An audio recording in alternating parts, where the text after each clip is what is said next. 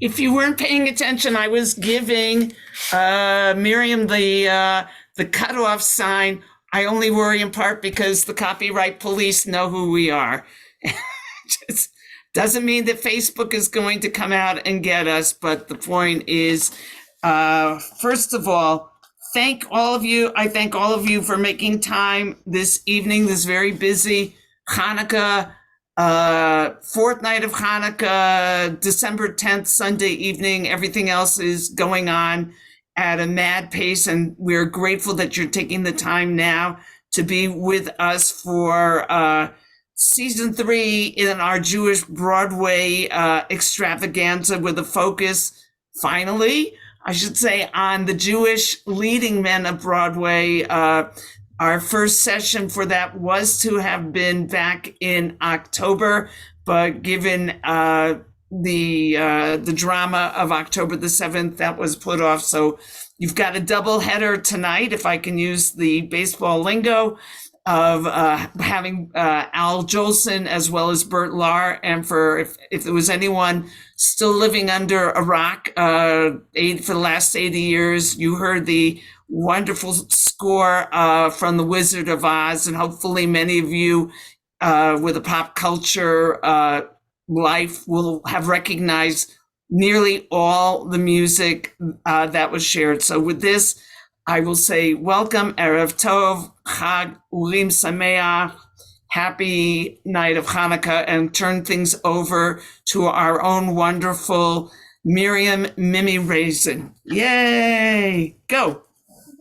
All right. Let me get back to my screen share. And please, if you're not Mimi, just mute yourselves, starting with me. All right. So yes, indeed, we do have a bit of a double header tonight, starting off with Al Jolson. So he actually eventually became one of the most famous and highest paid stars of the 1920s. I did not necessarily include the numbers because I was having a hard time figuring out if the numbers they were giving me were present day or from the 1920s. And if it was the 1920s, it would be absolutely absurd now. And was also self-billed as the world's greatest entertainer.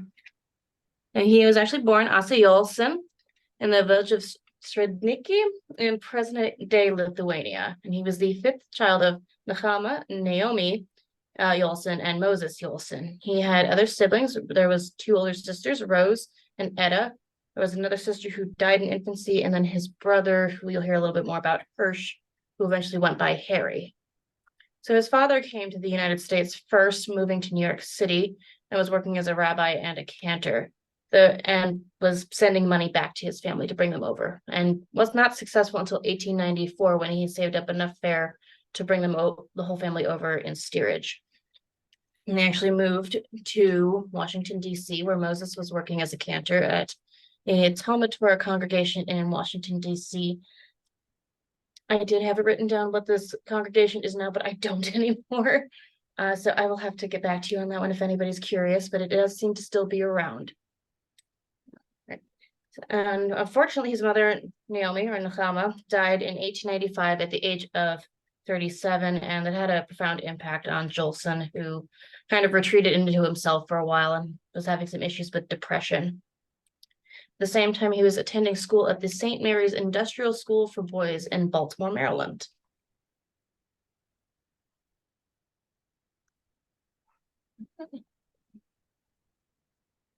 And we're starting out strong. We've got our first bit of trivia for the night.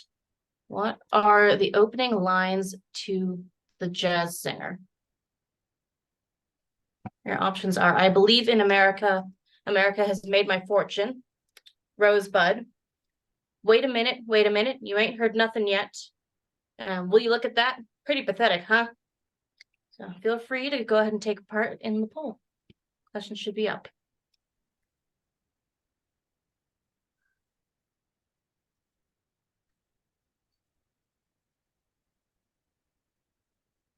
Got 5 out of 6, so I think that's everybody.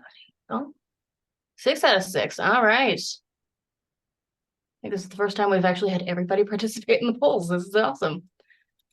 Okay, so most of you guessed, wait a minute, you ain't heard nothing yet. We do have a bit of an interesting spread here. Let's see what we got.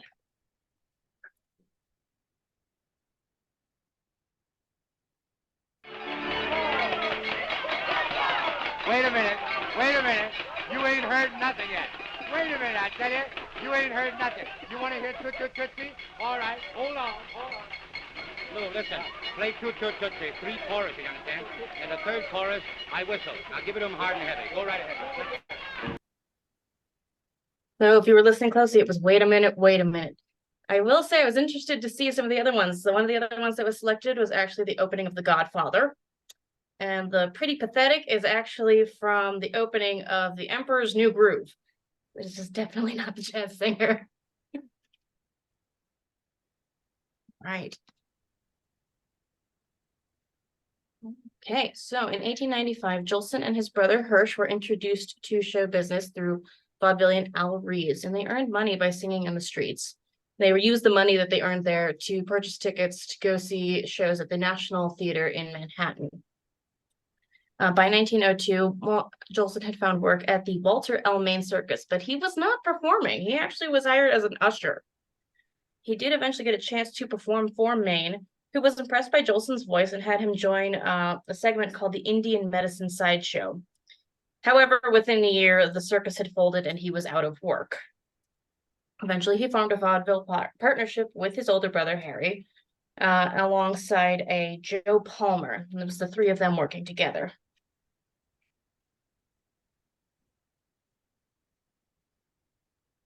Singing it is song time, the banjo strumming soft and low.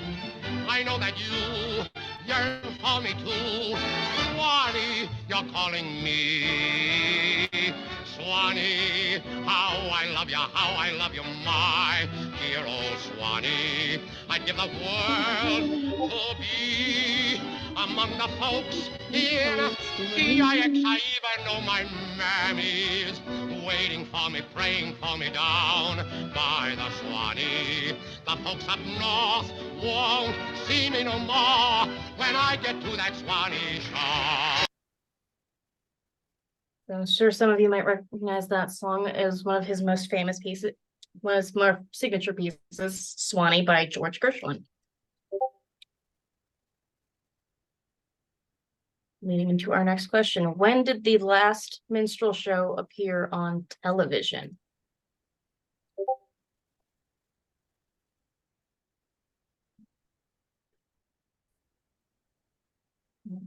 What? They completely changed how this works.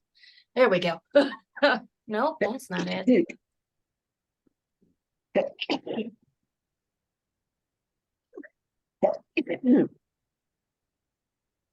Anyway, while Mimi is getting that organized, I had the link of the Talmud Torah Congregation of Washington, D.C. is now in Potomac, Maryland, and it had merged with the Beth Shalom congregation. So they're still in business.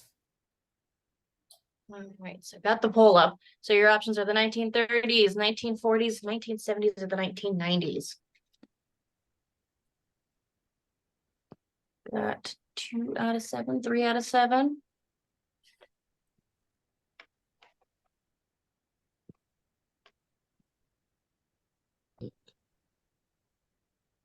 Five out of 7. Nothing happens to you if you get it wrong. It's all just for fun. Right. I'm trying to click. But nothing's happening. Can't make it click. Someone's unmuted. I'm not sure who. It's me. Oh. I was There like, we I heard go. somebody else. Okay. Okay, I'm in. All right. Okay.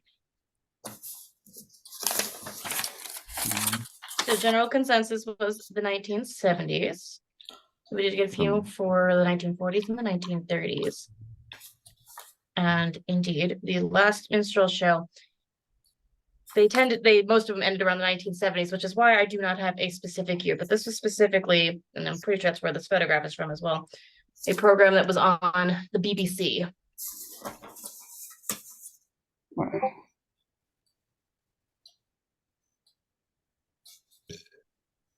All right, continuing on.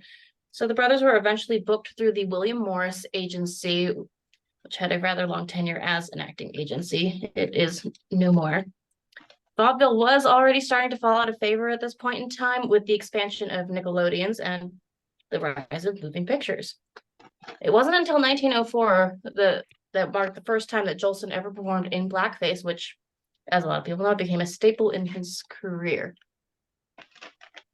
By 1906, the partnership he formed with his brother had dissolved. There was a lot of bad blood there and some disagreements, alongside with issues with Joe Palmer as well. So Jolson up and moved to San Francisco and later took up residence there. He was asked about this in approximately 1908. And according to him, he said the people, after the earthquake and everything like that, the people needed to have somebody who could make them laugh.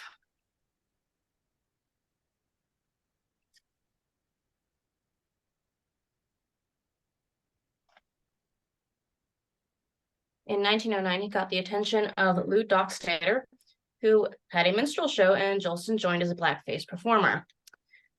1911 was really what could be counted as his big break, when he starred in a show called La Belle Paris in New York and caught the attention of J.J. Schubert, a name many might recognize as a part of the Schubert family, which is the basis of the Schubert organization, which is still very prominent in New York City today.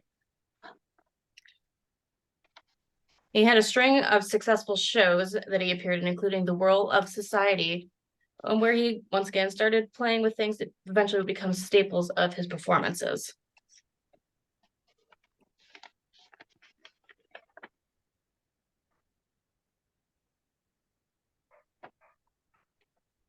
In 1918, Jolson starred in Sinbad, and it was his most successful show between 1918 and 1919. And that was actually where he first played with the song for George Gershwin's Swanee, which was really what brought him his success and became, as I previously mentioned, one of his signature numbers. And they call this, in most articles, they call this a musical, but it's good to remember that that kind of a musical is not what we think of as a musical today. This is very early on, still kind of playing with that vaudeville thing, because the history of musicals is rather interesting. In 1921, Jolson appeared in a show called Bombo, where his performances were not just on Broadway, but they were nationwide and brought him immense success. This is what we've got to say about the opening night. Curtains went up and he was still standing in the wings, trembling and sweating. He had 37 curtain calls that night and told the audience, "I am a happy man tonight." It was at this time that Lee Schubert, yes, another Schubert, his theater that he was building was named Jolson's 59th Street Theater. This is still standing and is now called the New Century Theater. And Jolson was 35 at this time and became the youngest man to ever have a theater named after him.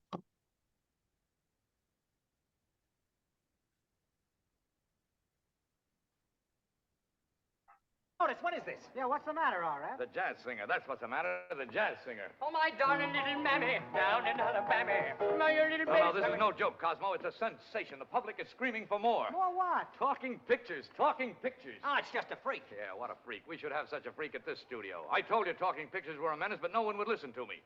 Don, we're going to put our best feet forward. We're going to make the dueling cavalier into a talking picture. Talking picture? Well, that means I'm out of a job. At last I can start suffering and write that symphony. You're not out of a job. We're putting you in as head of the new music department. Well, thanks, R.F. At last I can stop suffering and write that symphony. Now, wait a second, Mr. Simpson. Talking pictures. I think you should wait. Every studio is jumping on the bandwagon, Dexter. All the theaters are putting in sound equipment. We don't want to be left out of it. Well, we don't know anything about this gadget. What do you have to know? It's a picture. You do what you always did. You just add talking to it. Yeah? Don, believe me, it will be a sensation. Lamont and Lockwood, they talk. Well, of course we talk. Don't everybody? as that clip was aptly labeled when I found it, is the inciting incident for Singing in the Rain, which, of course, is based on the idea that the jazz singer had such a profound impact that everything changed very, very rapidly. That was not the case. It did cause quite a stir, but it took many, many years before they fully switched to talking pictures. Though admittedly, problems like they had in Singing in the Rain, like Lena's voice, was definitely an ongoing issue, and that was probably when that started.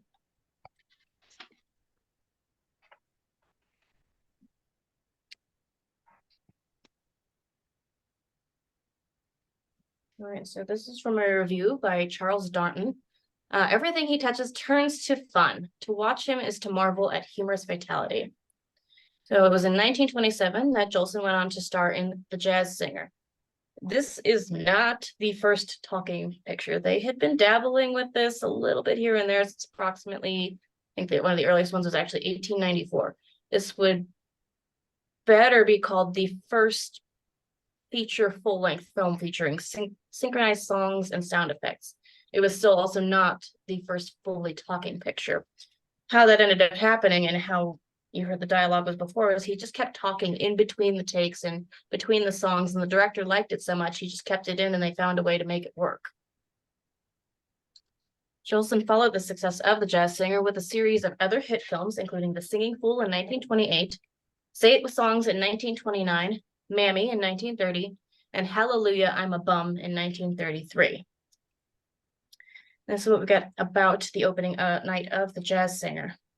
By the film's end, the Warner Brothers had shown the audience something they had never known, moved them in a way they hadn't expected. The tumultuous ovation at curtain proved that Jolson was not merely the right man for the part of Jackie Rabinowitz, aka Jack Robin. He was the right man for the entire transition from silent fantasy to talking realism.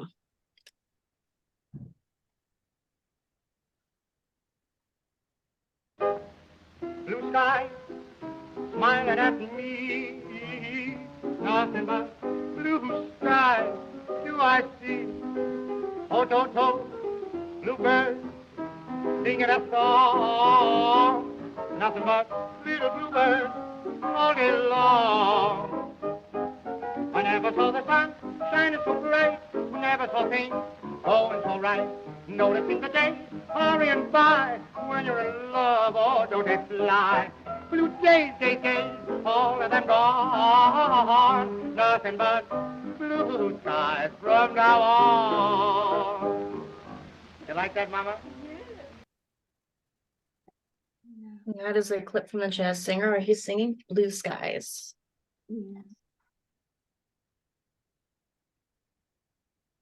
So by the late 1930s, Jolson had semi-retired from performance. He had tried to return to Broadway in 1940, but did not have the same level of success.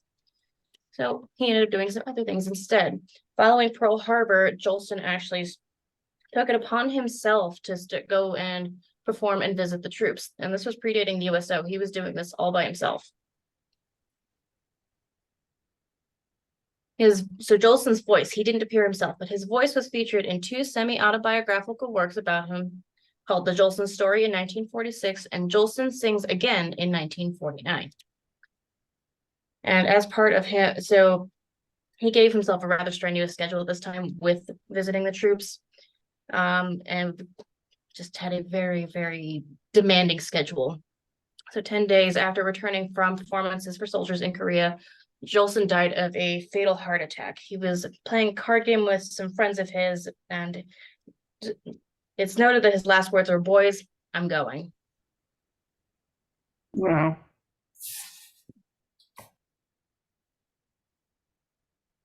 So it's a little hard to talk about Al Jolson and not discuss the use of blackface. It is very much a staple of who he was as a performer. And it is usually also what is most remembered about him. It's, of course, you see the pictures of him without the makeup, but more often than not, if you bring up Al Jolson, that's what you're going to think of. So, and you had to remember that blackface and minstrelsy was integral to the early American development of theater. And as I've mentioned in previous sessions, is actually how we got to musical theater the way it is today. It was the structure of those minstrel shows and things like that that led to early musicals and eventually led to Oklahoma and all those things that have since come after it.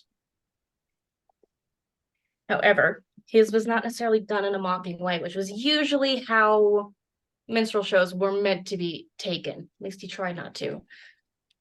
He frequently promoted the work of Black creators and artists at the time when few others would. This included he was instrumental in getting African-American playwright Garland Anderson's work to the stage. It also was resulting in the first Broadway production with an all-Black cast, and he tried to get an all-Black dancing team featured in a Broadway show at a time when most Black people were banned from such productions in the first place. There was discussions from quotes from other dancers at the time who would say that, in a time they were shut out by most other white performers, but they were always welcome in the home of Al Jolson and Ruby Keeler. So his blackface persona was an attempt to introduce white people to Black culture and to mock white supremacy. And a quote from the Amsterdam News, which is the oldest Black newspaper. And this was on the Jazz Singer. The Jazz Singer was one of the greatest pictures ever produced. Every colored performer is proud of Jolson. Like, a lot of this has to be remembered with the context of the time period and things like that, that this approach would definitely not be seen as acceptable now, but things were different back then, and he was doing what he thought was right. And so it shouldn't be a stain on his reputation.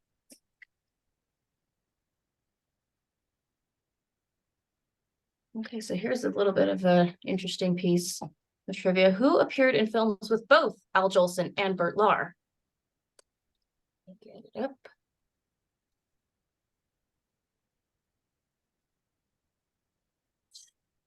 Your options are Frank Morgan, Ray Bolger, Eddie Cantor, or Andrew Keenan Bolger.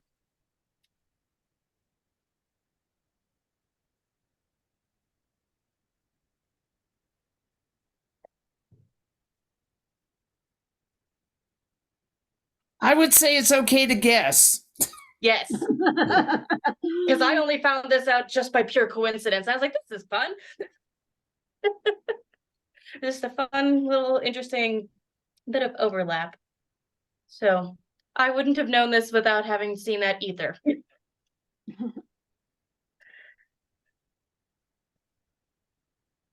All right. I got 6 out of 7. Give maybe 10 more seconds to give it a shot.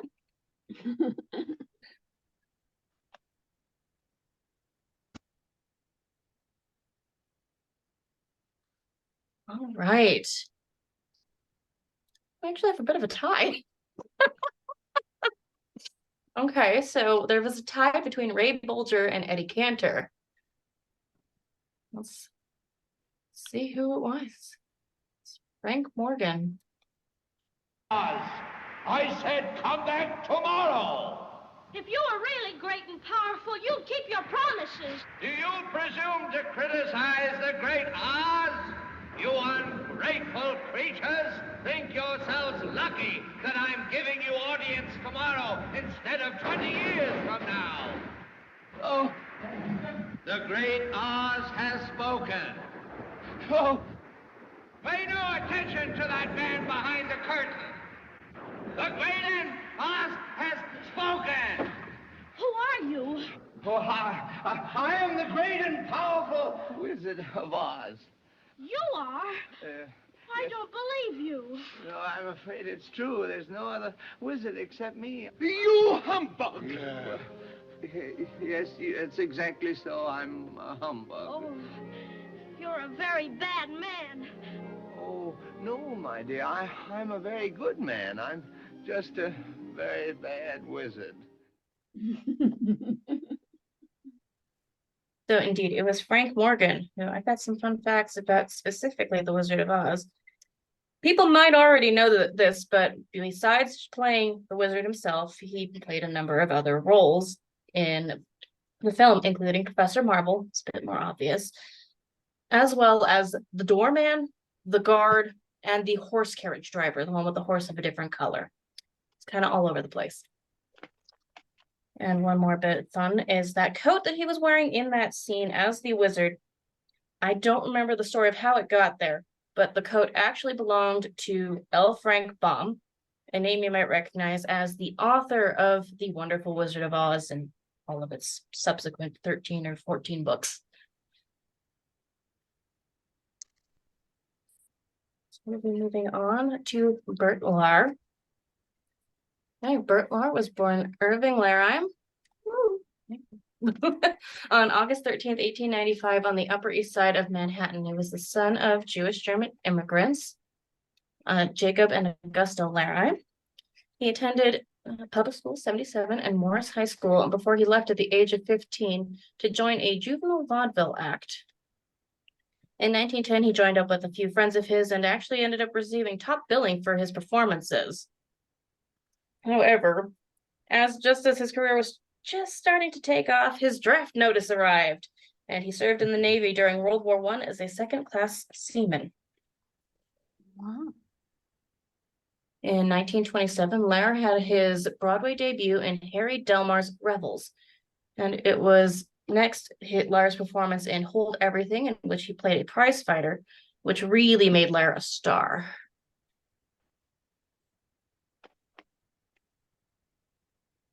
What was the name of the farmhand played by Lahr in The Wizard of Oz?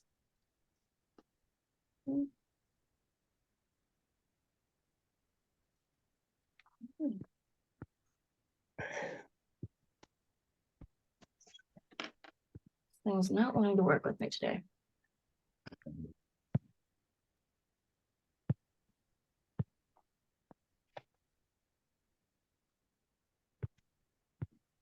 Oh, there we go. Okay. So your options are D, Doc, Zeke, Hickory, and Hunk.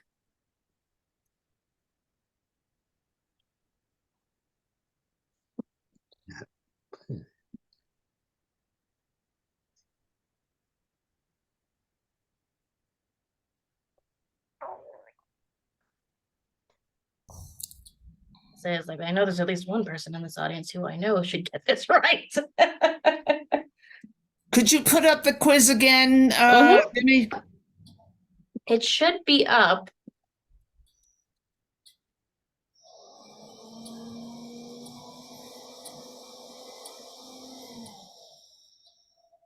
Well, mine went away. Huh.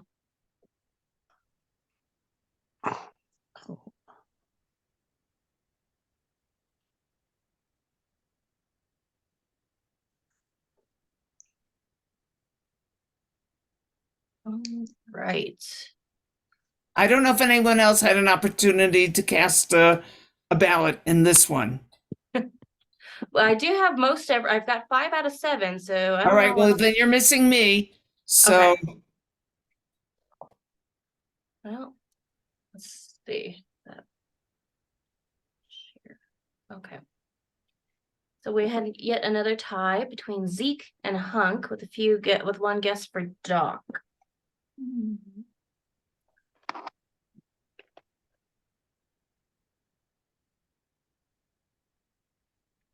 Hey, get in there before I make a dime bank out of you. Listen, kid. Are you gonna let that old gulch heifer try and buffalo you? She ain't nothing to be afraid of. Have a little courage, that's all. And the next time she squawks, walk right up to her and spit in her eye. That's what I do.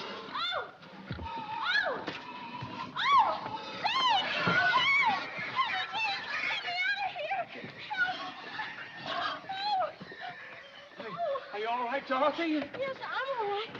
Oh, I fell in and Zeke. Oh, why, Zeke, you're just as scared as I am. What's the matter? Gonna let a little old pig make a coward out of you? Look at you, Zeke. You're just Here, what's all this jabber-wopping when there's work to be done? I know 3 shiftless farmhands that'll be out of a job before they know it. Well, Dorothy was walking along. I saw you tinkering with that contraption, Hickory. Now you and Hunk get back to that wagon. All right, Mrs. Gale. But someday they're going to erect a statue to me in this town. Well, don't start posing for it now. Here, can't work on an empty stomach. Have some crullers. Gosh, Mrs. Dale. Just right. If you couldn't quite catch that, Burt Lahr's character was named Zeke. The other Right. two, we had, who eventually becomes the Tin Man, is Hickory, and Hunk is it will be the Scarecrow. So Lahr had many other stage roles, including in Flying High in 1930, Hotcha, which was a Florence Ziegfeld production in 1932, Life Begins at 8:40 in 1934, The Show Was On in 1936, and DuBarry Was a Lady in 39 alongside Ethel Merman, which is where he found a lot of success and got a lot of acclaim for that role as well. From 1931 to 1938, most of Lahr's focus was on creating a film career and part of that was actually including him reprising a lot of the roles played on the stage for the film as well. In Flying High, he played, which was one such role, he played an oddball aviator. He eventually signed with a New York-based Educational Pictures to produce 2 reel comedies.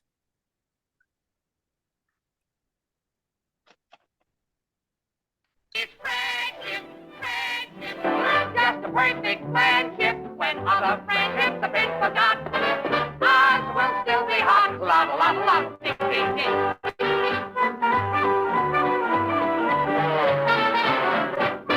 If you ever lose your way, come to me. If you ever make a flop, call for pop.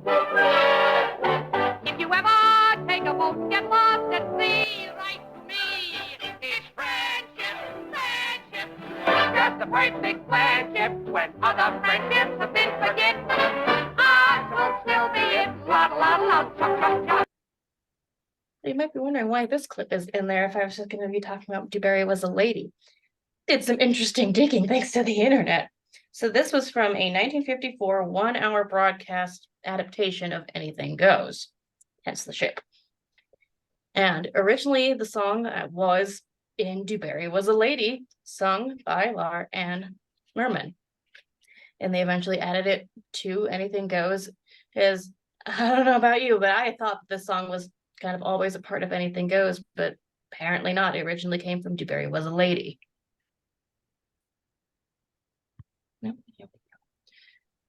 Okay, a little bit more Oz trivia. How many pounds did the Cowardly Lion costume weigh? 200 pounds, 50 pounds, 90 pounds, or 25?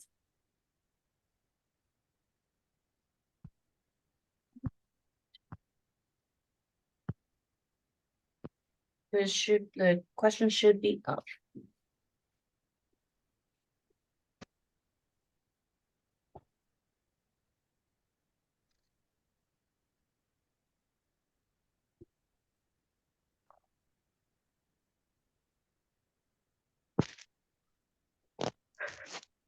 All right. That was quick. Getting lots and lots of ties tonight. So we had a tie between 50 pounds and 90 pounds. It weighed 90 pounds. All right. You get a part.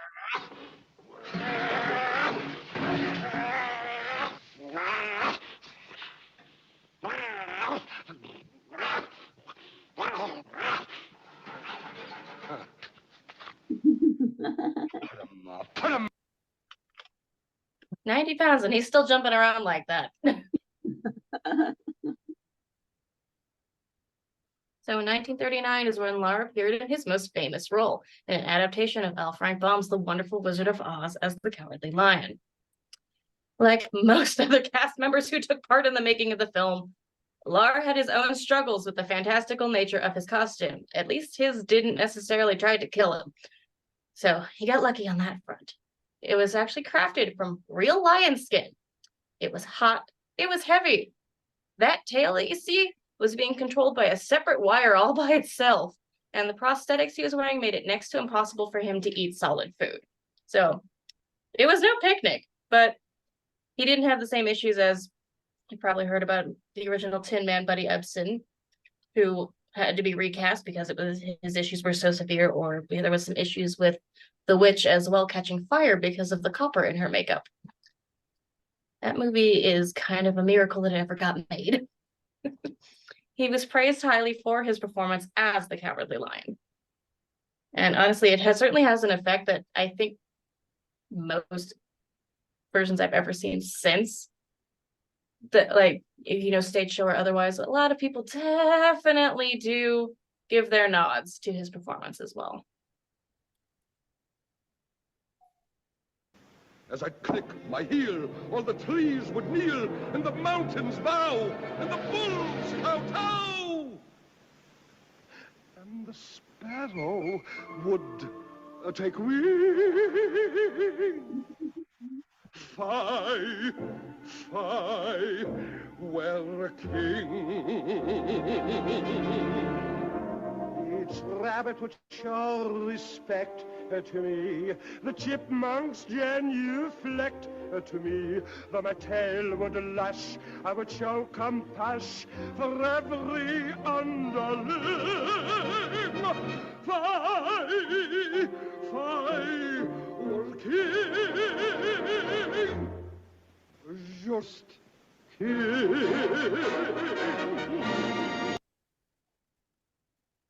So besides the makeup issues, there was some other things that prolonged the filming of the movie. And so he had to stop frequently because of the heat of the costume. And Lahr had a bit of a habit of ad-libbing his lines.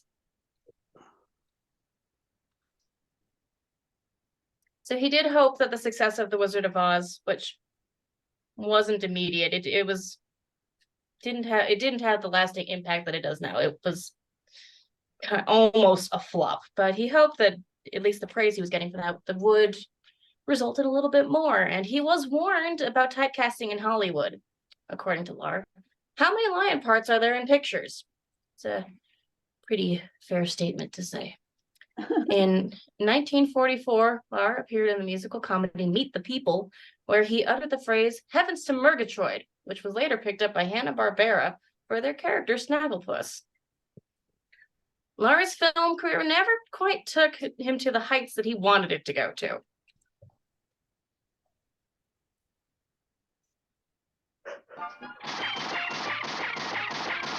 Heavens to Murgatroyd. His shooting is improved. By watching a lot of clips from that, I've noticed that also Snagglepuss does sound an awful lot like Burt Lahr as well. So I think it's a little bit more than just his little catchphrase. So how many directors did The Wizard of Oz have? Nope, not that.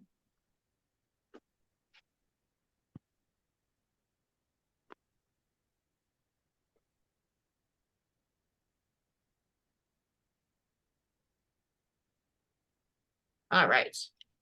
You got 1, 3, 2, or 6.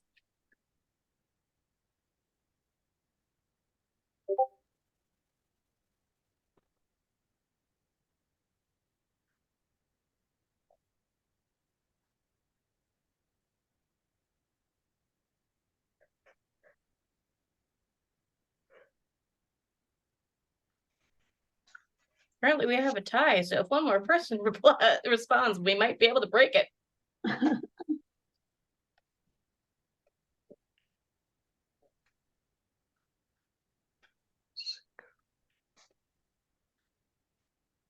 Here we go.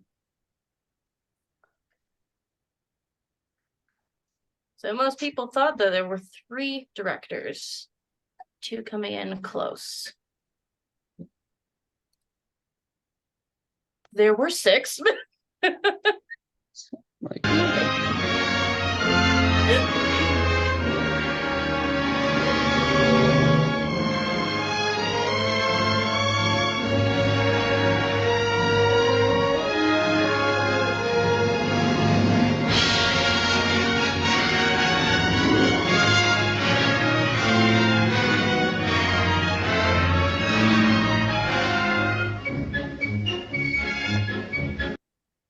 I don't know if you happen to catch the name of the director on there, but Yeah. in order, there was Norman Taurog, Richard Thorpe, George Cukor, Mervyn LeRoy, Victor Fleming, and King Vidor. Now, the one who was credited here was Victor Fleming.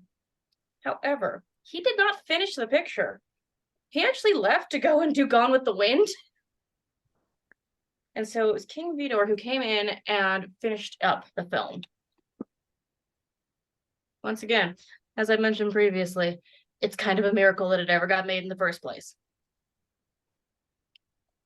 So after a time, Lahr transitioned to straight theater, appearing rather famously in Samuel Beckett's original production of Waiting for Godot, which I don't know how many people are familiar with. It is a little strange. And it certainly did not help that the advertising and promotion was really poorly done, which left many audience members leaving midway through feeling very confused.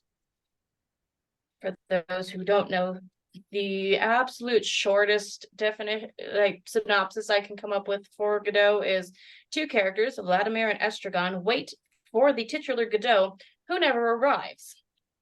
Lahr had no idea just how revolutionary Godot would become, and it was initially not well received. However, this was the same year that CBS aired The Wizard of Oz on television for the first time, so Lahr's performance was introduced to a whole new generation. And in 1960, Lahr won a Best Shakespearean Actor Award at the American Shakespeare Festival for playing the role of Bottom in Midsummer Night's Dream.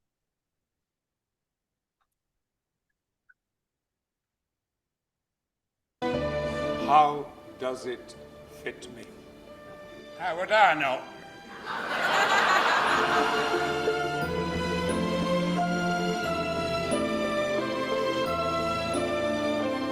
Well, that passed the time. It would have passed in any case.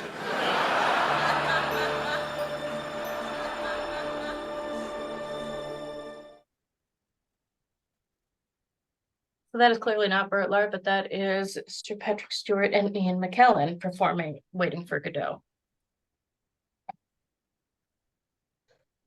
There's a dog by my foot. Hang on. There we go. So Lahr had a number of TV performances, including what you previously saw with Anything Goes and The Fantastics. He actually found a lot of success appearing in a number of Lay's potato chips commercials, print and on film as well too, during their Bet You Can't Have Just One campaign. Lahr died during the production of his last film, The Night They Raided Minsky's. It was thought to be of pneumonia, but they would later discover that it was some kind of a cancer, which he was terribly afraid of getting, so it was probably better that he did not know. That is where we're leaving tonight, although here is who we'll be covering next time. You seem a decent fellow. I hate to kill you. You seem a decent fellow. I hate to die.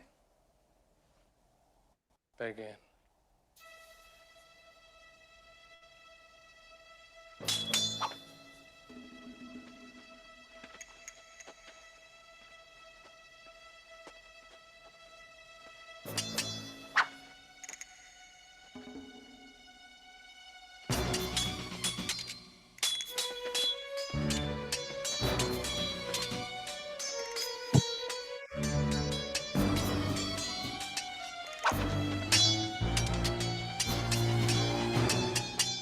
You're using Bonetti's defense against me, huh? I thought it fitting, considering the rocky terrain. Naturally. You must expect me to attack with Capafero. Naturally. But I find that Tybalt cancels out Capafero. Don't you? Unless the enemy has a study, he's a Grippa. Which I have.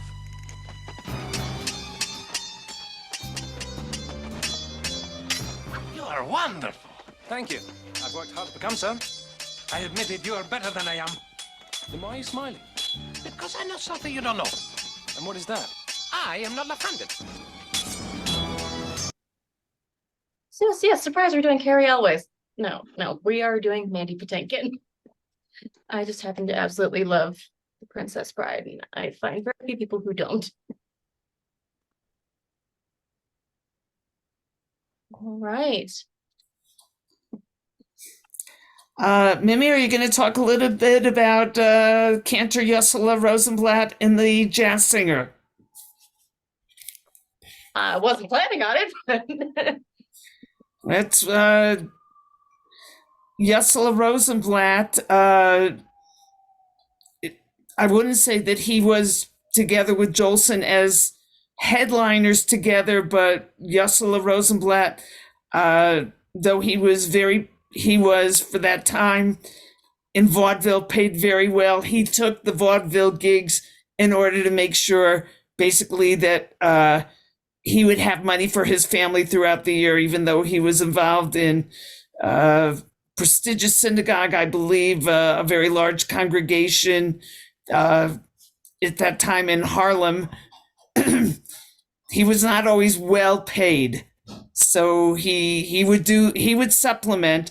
So that's one of those very interesting facts that he Jolson sings all his own cantorial stuff, but if you see in one of the, I guess it's one of the Jack Robbins sequences on vaudeville within that film, you'll see Cantor Rosenblatt, as it were, doing his thing, being a real cantor as part of that, and of course that boosted his popularity as well, and he was certainly well deserved in terms of recognition. I think the other fun fact about the premiere of The Jazz Singer was also on Kol Nidre evening. did not know that. Was just As it interesting, turned 'cause I out. know that that's part of the movie as well, and I know it's It's just featured in art the Neil imitates Diamond art, run. imitates life. It just so those things are interesting. Cantor Rosenblatt died in Palestine. He was there helping to make a film about basically his tour of Palestine in the early 1930s. Oh, wow. And that was it. So it's very, very interesting. These side, things when things go well and things don't go well. Now, I seem to recall Burt Lahr, because I'm at least old enough, I'm happy to say, to remember him also in the commercial roles. I think he also had something where he had said, "Ruffles have ridges," something like that. I think that everything was that came up him. was Lay's. So, which I don't Lay, remember as Lay's. whatever it was, it was, it was such a delight. And yes, for us who remember the age of television, I believe it was also Thanksgiving night that The Wizard of Oz would be aired, and you had to rush through that dinner or make sure you had a date every year in front of that TV to see it. Really, in some ways, a seminal movie, although I tried to query my mother, who came to the United States in 1939, in terms of did she even go to the movies at that point as a child? And I think they were just so immersed in becoming acculturated, and they also really didn't even have the leisure time at that point to going to movies was like, that was like a fantasy life. If you were working class, you'd have to really save your time and your money in order to make it worth your while to go. By the mid 1940s, that was a little bit different, but her family was already at that point, 4 and 5 years into life in America. But it's just I think these are the things that we take for granted in terms of not knowing how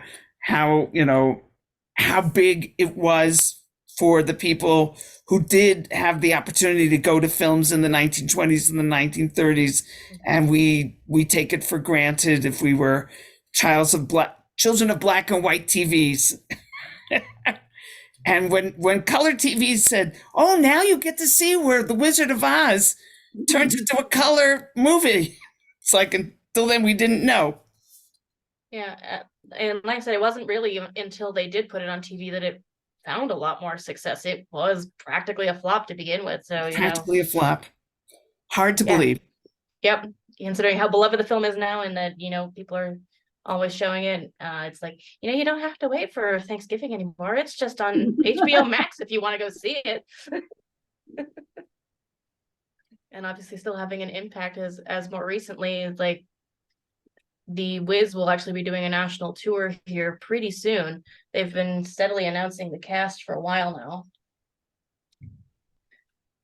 So that will be fun as well. All right. Anyone else has anything to say about popular culture or these two nice Jewish boys? I put in the reference about the Talmud Torah congregation, which is still around. It was just, Rabbi Google said, here's what you need to know. I'm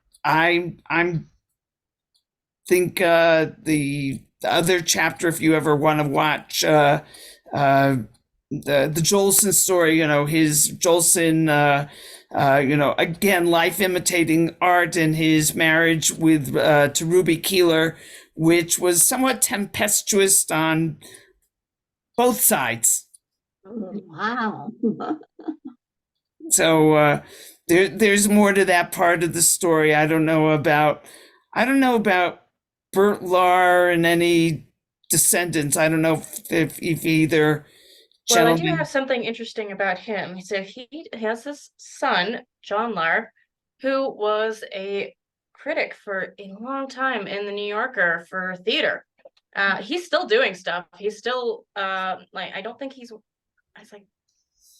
think he's writing stuff for Playbill, because I've seen the name more recently on articles. So I think he might be doing stuff on Playbill's website, as well as he's been doing a lot of like biographies of a lot of Broadway actors and things like that as well. So at least according to his website, that's what he's up to. Yeah, I just looked that up. He's 82. Good for him. Well, friends, thank you all for being here. Mimi, thank you as always. We have to do our pitch. I'll take care of it now. None of this happens without you, all of you, and people who aren't able to be with us physically, or I should say in Zoom time tonight, can still watch us after the fact. So we're grateful for that, but none of this happens in a vacuum. The Colorado Hebrew Chorale, beyond its supporters of friends and family members, we receive support from SCFD, the Scientific and Cultural Facilities District.